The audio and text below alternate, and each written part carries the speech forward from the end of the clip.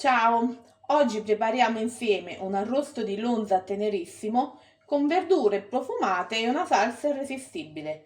Una ricetta perfetta per i pranzi d'autunno e le feste che stanno arrivando. Facile, ma con un risultato che conquisterà tutti.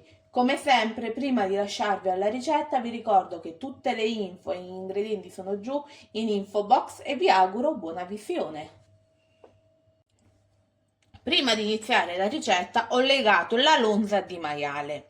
Casomai non siete in grado di farlo, fatelo fare dal vostro macellaio e ho acceso il forno statico a 180 gradi. Nella padella verso l'olio che faccio riscaldare a fiamma bassa per qualche minuto. Adesso che l'olio è riscaldato, inserisco la mia lonza di maiale nella padella. Adesso faccio rosolare su tutti i lati, in questo modo sigillo i succhi.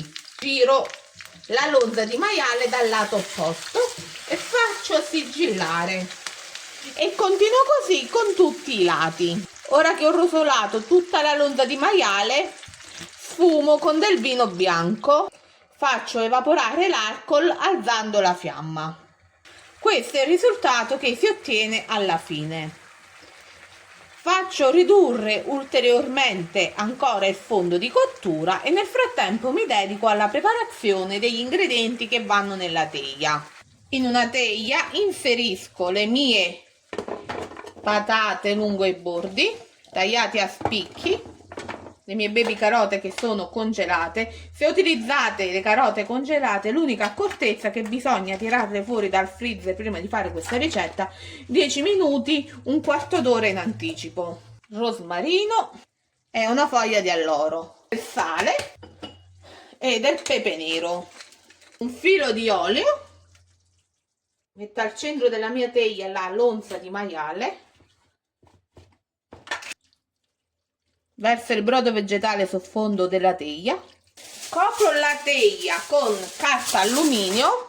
Quindi adesso trasferisco la teglia in forno preriscaldato a 180 gradi per un'ora. Trascorsa l'ora di cottura nel forno, ho tolto la teglia e procedo a togliere anche il foglio di alluminio che non serve più. Questo è il risultato dopo un'ora di cottura del miele e spennello leggermente la superficie. Se non vi piace il miele, si può utilizzare anche della senape dolce. In questo modo la superficie della carne diventerà leggermente dorata.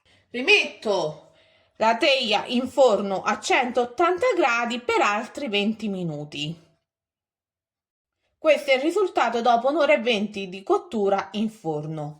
Faccio riposare 10 minuti, poi tolgo lo spago e taglio a fettine l'arrosto di maiale. Questo è la lonza di maiale. Una volta che è stata tagliata con un coltello seghettato, adesso non rimane altro che impiattare. Come ultimo tocco, verso un po' di salsa di fondo di cottura sul maiale. L'arrosto di maiali con il contorno è pronto. Fatemi sapere giù nei commenti cosa ne pensate. Grazie per aver guardato fino a qui. Noi ci vediamo alla prossima ricetta e buon appetito!